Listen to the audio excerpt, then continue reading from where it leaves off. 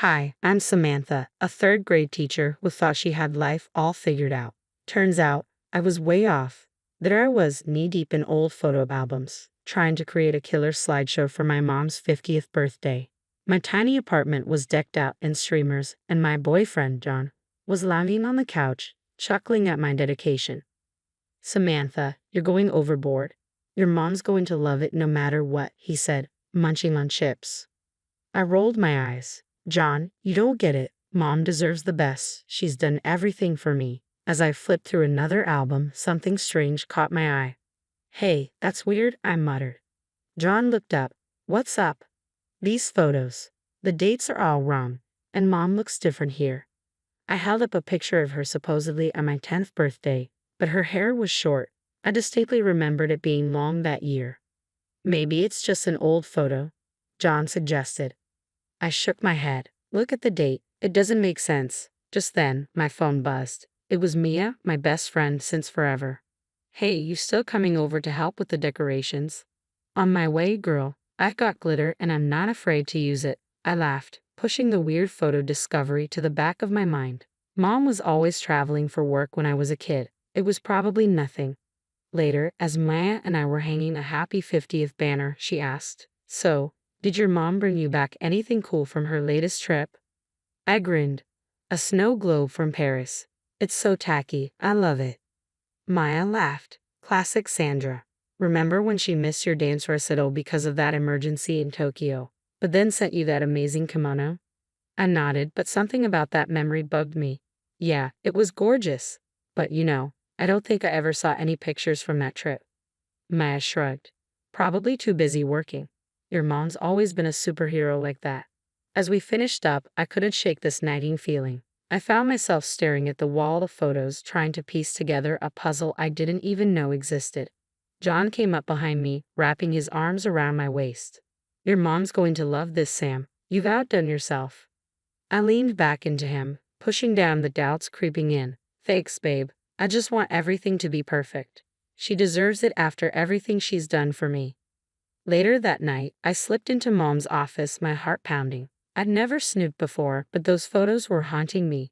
Come on, Sam, you're being ridiculous, I muttered, running my hand along the bookshelf. That's when I felt it, a slight unevenness in the wood. I pressed and a panel slid open, revealing the hidden safe. My hand shook as I tried different combinations. Her birthday, my birthday, nothing. Then it hit me, the day Dad died. Click. Inside, I found a stack of documents. Birth certificates, 4 of them, all with Mom's name but different fathers. Financial records followed, showing huge sums of money, all paid to Mom. What the hell? I whispered, my vision blurring with tears. I called Mia, my voice trembling. Maya, I need you. Now. When she arrived, I spilled everything. Her eyes widened in shock. Sam, are you sure? I nodded, then froze as another horrifying thought hit me. Remember my high school graduation, when Mom was stuck in Singapore? Mia's eyes narrowed. Yeah. One of these birth certificates is dated just days after that, I said, my stomach twisting. Another memory surfaced, my scholarship ceremony. She'd missed it for an emergency in Frankfurt. Oh my God, Mia.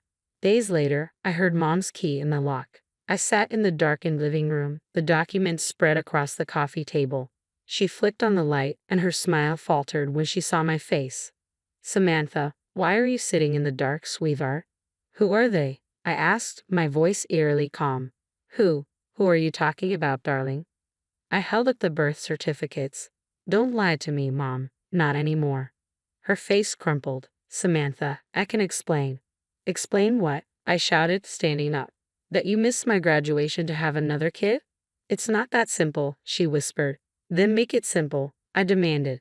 And she did. Every sort of detail. The affairs, the pregnancies, the blackmail. How my dad wasn't dead, just another victim of her schemes. I did it for you, she pleaded. To give you a good life. I laughed bitterly. A good life built on lies? Please, Mom. Samantha, forgive me. I love you. I stepped back, shaking my head. I don't even know who you are anymore.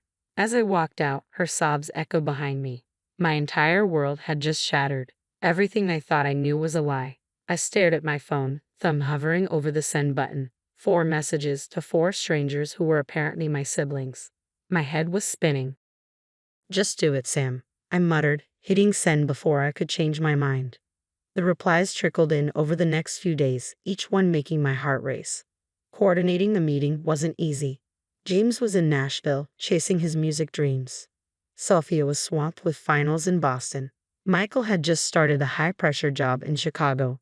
Only Lisa was local. We can all just drop everything and fly in. Michael's frustrated voice came through our conference call. Maybe we should wait, Sophia suggested hesitantly. No, I said firmly. We need to do this now, before she has a chance to cover her tracks. There was a long pause, then James spoke up. I'll book a flight. My gig can wait. I'll talk to my professors, Sophia added. I'll figure something out with work. Michael sighed. A week later, we all met at a cafe downtown. Walking in, I spotted them immediately, 4 people who looked just as lost and confused as I felt. A guy with shaggy hair and a guitar case stood up. Samantha, he asked, offering a small smile. I'm James. We introduced ourselves, each with an awkward nod. Sophia looked exhausted, with dark circles under her eyes. Michael kept checking his phone, looking like he was on the verge of leaving. Lisa, still in high school, couldn't stop staring at us. So, I began, struggling to find the right words. I guess. We're family. James snorted. Some family. Did any of you even know the others existed? We all shook our heads. She told me my dad died, Lisa said quietly. But, he's alive, isn't he? Michael nodded grimly. They all are. I did some digging. She's been blackmailing them for years. As we shared our stories, a pattern emerged. Sandra, weaving in and out of our lives, always with an excuse, always with a gift to make up for her absence. She missed my first big show in Nashville, James said bitterly. Said she was at a conference in Dubai. My high school graduation, I added. She said she was stuck in Singapore. Sophia's eyes widened. That's when I was born. The realization hit us all at once. Sandra's business trips were lies. Every absence, every missed event, she was somewhere else with one of us. I flew all the way from Boston for this, Sophia whispered, her voice shaking. I can't believe. Hey, James reached out, placing a hand on her arm. We're all in this together now, right? Slowly, the tension began to ease. We were strangers, yes, but bound by a shared betrayal. Meanwhile, my phone kept buzzing with messages from Sandra, all of which I ignored. What do we do now? Lisa asked, looking scared. I took a deep breath. I think we need to confront her, all of us, together. We spent hours planning, gathering evidence, and preparing ourselves for the confrontation. It was surreal, bonding with my newfound siblings over our shared trauma. Later that night, I found John waiting at my apartment. Sam, talk to me. What's going on? He asked gently. The floodgates opened, and I broke down, telling him everything. He held me as I cried, my world crumbling around me. I don't know who I am anymore, I sobbed. You're Samantha, he said firmly, lifting my chin. You're strong, kind, and way too good at charades. This doesn't change who you are. I managed a weak smile. I'm scared, John. I know, but you're not alone. You got me, and now, you've got them too. As the days pass, we finalize our plan. We confront Sandra at her birthday party, the same party I'd been planning when this all started. It felt like a lifetime ago. The night before the party, I sat alone in my apartment, staring at old photos. Happy memories now tainted by lies. My phone buzzed again. Another message from Sandra. Samantha, please. I love you. Let me explain. I deleted it without reading further. Tomorrow, she'd have to face all of us. Tomorrow, the truth would finally come out. The day of the party arrived, and my stomach was in knots. Guests filtered in, chatting and laughing, oblivious to the storm about to hit. James, Sophia, Michael, and Lisa were scattered around the room, blending in but exchanging nervous glances. Then Sandra walked in, beaming. Oh, Samantha, this is wonderful, she gushed, pulling me into a hug. I stiffened, feeling my skin crawl. Mom, I said loudly, my voice cutting through the chatter. There are some people here you should meet. My siblings stepped forward. Sandra's face drained of color. Doug, what? What is this? This, I said, my voice shaking, is your family, all of it. The room fell silent. I pulled out the documents from my bag. We found these, Mom. Care to explain? Sandra's eyes darted around the room, panicked. Sam. Please, not here.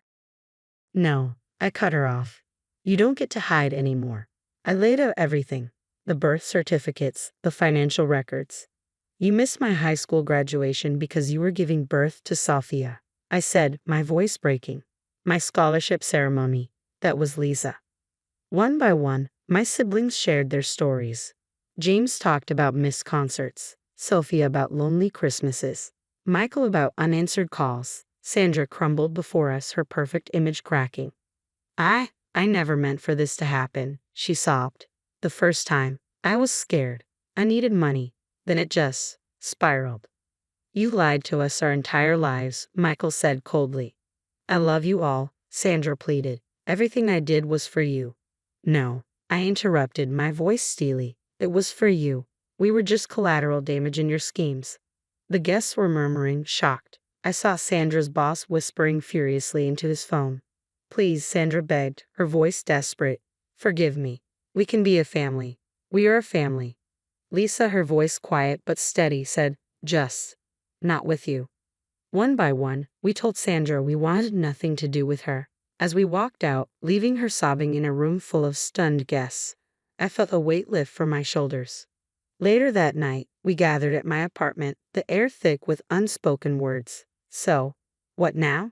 James asked, strumming his guitar absently.